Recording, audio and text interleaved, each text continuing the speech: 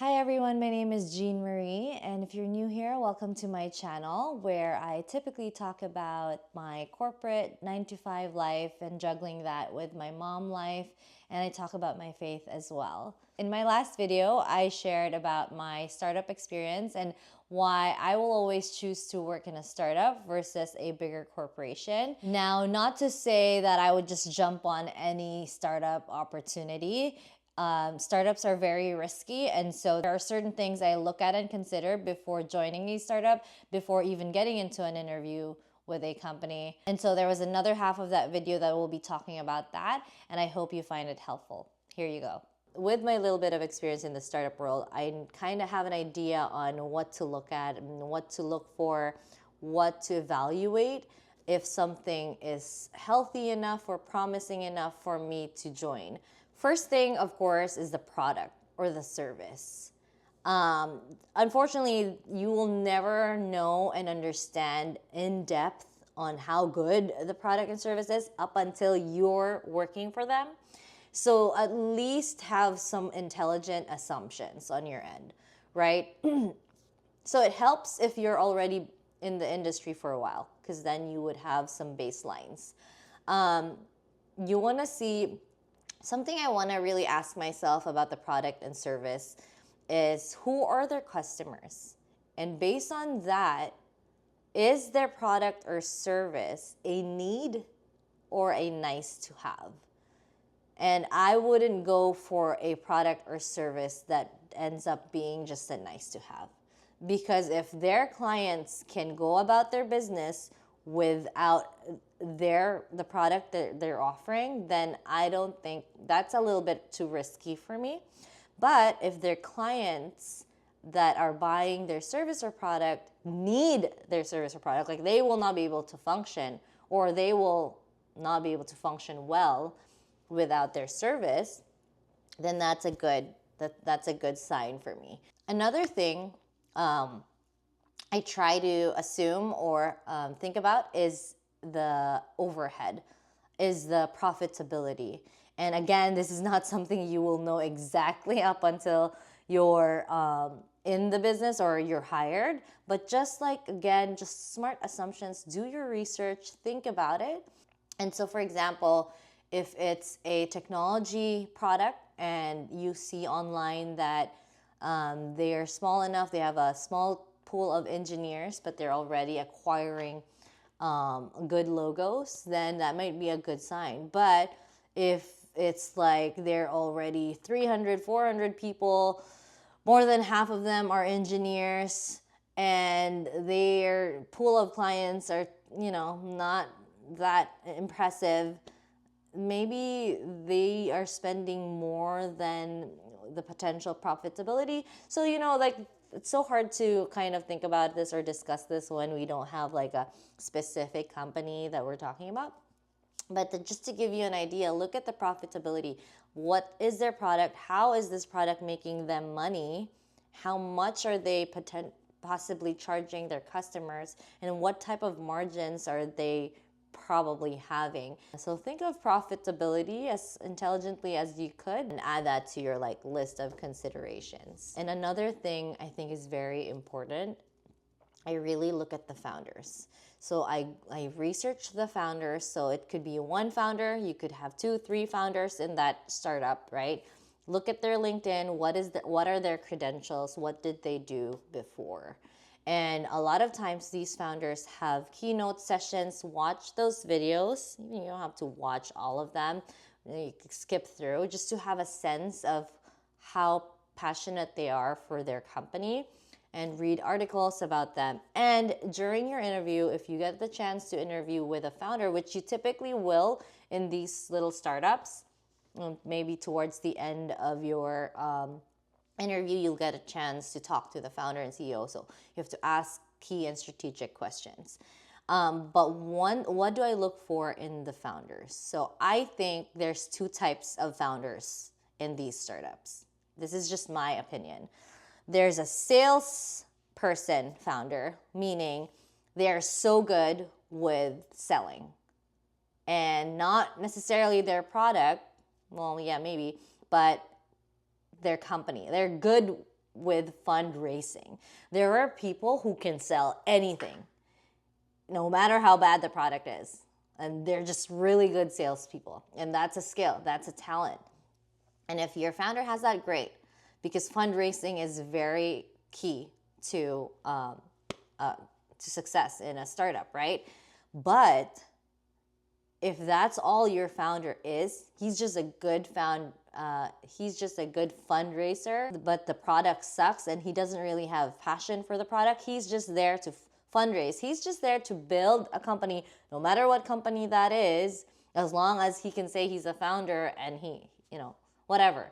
It's just a box for him to check. It reminds me of Anna Delvey and what's that? Theranos, right? Let me see. That lady founder for Theranos. I feel like they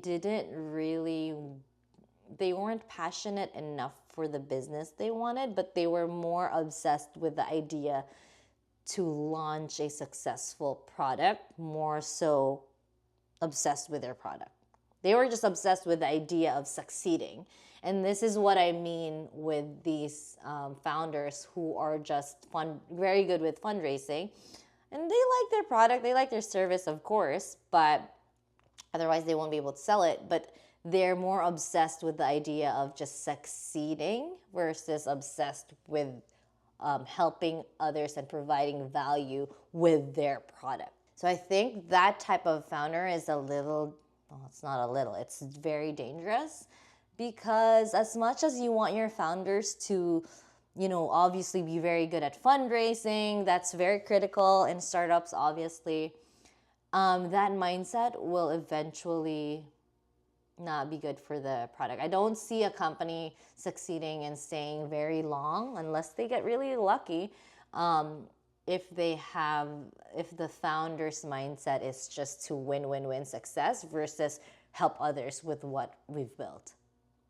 On the other hand, to that point, the other type of founder is the product-focused founder. So someone who's really in the weeds of the product, who is so passionate about what he's built. He loves it so much. He wants to help people. He is so obsessed to sell this thing because he believes this can help you. Like, this can help every customer out there. Like, he's obsessed with his own product because he believes in the value it provides so much. And then fundraising, of course, as important as it is, he's still doing that, but he's more obsessed with helping others with his product. So those are like the two types of founders, and you can kind of feel that out when you see the videos in your interview based on the questions you're asking. So you want to be able to know, how did they get here, right? Like, outside the credentials you see on their LinkedIn and on the news, like, let them tell that story. Like, how did you get here? Why this product? Like, how did this happen? And then you can kind of see how that story evolves, and you can kind of puzzle things together in their history and in their credentials. What did they do before? Did it have something to do with this product or service, and this is just something they were so passionate about that they made it into a company? Or they did something else totally different, and you're like, well, how did this happen? So yeah, I think that's really, really important to kind of feel out the founders, because at the end of the day, the company depends on how they will bring this company forward. Those are like key people who will make decisions on how the company will go. I think if they're just obsessed with money, then that might necessarily not end up well in the future, or it can, but I don't want to be behind a company like that. I want to be behind people who are really passionate in helping customers because of the value they bring. Okay, and then before I end, so those are things I consider, right, when I'm joining a startup. Another thing I do want to say is we all have different risk appetites. So we are in different phases in our lives. So I have a different risk appetite, you have a different risk appetite, right? And in the same way, startups have different risk phases. So in the early on, if you're hired as the first, second, third, fourth, fifth, even 10th employee, that's a very high risk phase. Number one, they probably can't pay you as well as you would want them to, but then you also get a lot of equity opportunity. So this is really when people are taking a lot of risk, right? I wouldn't have been able to do that in my past life because we were relying a lot on my income in our early years here. And so I would have needed to make more than a startup could afford to pay me. And I didn't want to risk not having a job in 6 months because the startup failed. So that was something I wouldn't have been able to do. Today, I might be able to do that today. I'm not in a startup that is that early on, but if I were given a chance and I really believed in the product, I would consider that. Again, so you know what phase and risk appetite you're at financially, and then obviously pair that up with at what phase this startup you're considering is in. And then something like a middle phase startup, like I joined the first one as a 70th employee. Now I'm in a startup where I'm like a little bit over 100th employee. So this one is a little bit more stable already. I would say that these types of companies will be around for another 2-3 years because startups usually have a runway. They have investors and they have a runway to make sure the business is running for like a few years, enough to kind of grow and evolve the product. So it's not like they're going to be gone in 6 months. So that's just in general. Obviously, you have to do your research and their funding and whatnot. You can also ask those questions during your interview. So yeah, definitely consider your risk appetite and to what extent you're willing to take a risk. Oh, one more thing. I think these mid-phase startups, early, but like 100 employee, 50 employee startup are safer than 2,000-3,000 employee companies or even the big tech companies, because those are the companies that do mass layoffs and you see it on the news all the time. And these smaller startups, they can't do mass layoffs. They only have 100 employees. They're not going to fire everyone. And a lot of times you are doing multiple jobs. Still with boundaries though. Nothing, I don't want to scare you, but like it just means that normally you're doing your job and maybe one little other thing that's outside your job. And so you're contributing a lot, and they are not necessarily going to fire people who is doing a lot of things for the team. So there's a lot of safety net in that small size versus like the bigger tech ones where you're just this little tiny cog in this giant machine. If that cog comes off, it doesn't really make a difference. And so that's one more thing. So don't think that these bigger companies mean they're safer. No, I really, really disagree. And so that was that. Let me know in the comments if you think I missed anything. I'd love to hear your thoughts. And if you have any questions, I'm happy to help. And yeah, I hope to see you on the next one.